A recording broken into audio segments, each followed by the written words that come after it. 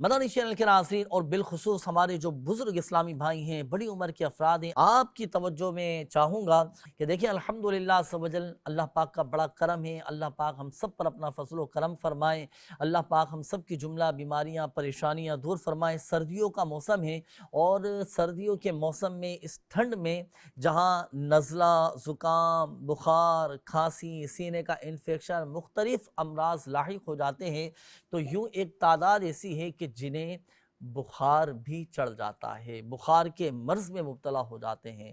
اچھا، اب چونکہ ٹھنڈ کا موسم ہے، سردیاں ہیں، ایک تعداد ایسی ہے کہ جنہیں بخار میں ٹھنڈ لگ رہی ہوتی ہے، ٹھٹر رہے ہوتے ہیں۔ اچھا، اور کئی افراد ایسے ہوتے ہیں کہ جنہیں بخار میں ٹھنڈ محسوس نہیں ہوتی۔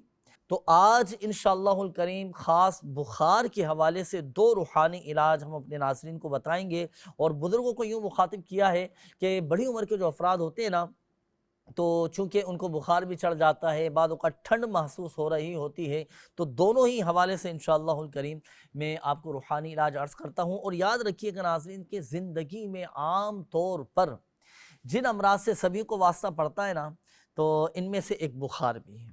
اللہ پاک اپنا رحم و کرم فرمائے۔ اچھا، بخار میں کبھی تو سردی لگتی ہے اور کبھی سردی نہیں لگتی۔ اب اگر کسی کو بخار میں سردی لگتی ہو تو اس کے لیے کیا روحانی علاج ہے، کیا وظیفہ پڑھنا ہے، تو وہ آیت مبارکہ نوٹ کیجئے گا، وہ روحانی علاج نوٹ کیجئے گا۔ دیکھیں پارہ نمبر 12 سورہ ہود کی یہ آیت مبارکہ، بسم اللہ الرحمن الرحیم، بسم اللہ مجریہا و مرساہا ان ربی لغفور الرحیم۔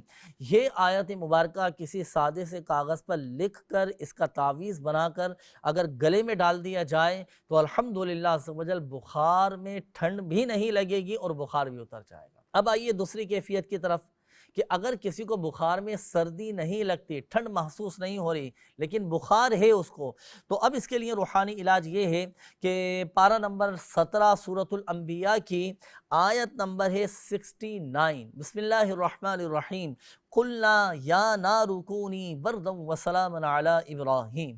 یہ آیت مبارکہ آپ کسی سادے سے کاغذ پر لکھ کر اس کا تعویذ بنا کر جسے بخار ہو اس کے گلے میں ڈال دیں، الحمدللہ عز و جل بخار اتر جائے گا۔ اچھا، یہی آیت مبارکہ قلنا یا نار کونی بردا وسلاما علی ابراہیم، یہی آیت مبارکہ پڑھ کر اگر بخار والے مریض پر دم کر دیا جائے تو الحمدللہ عز و جل اس کا بخار اتر جائے گا۔ دم بھی کر سکتے ہیں اور یہی آیت مبارکہ لکھ کر اس کا تعویذ بنا کر گلے میں بھی ڈال سکتے ہیں۔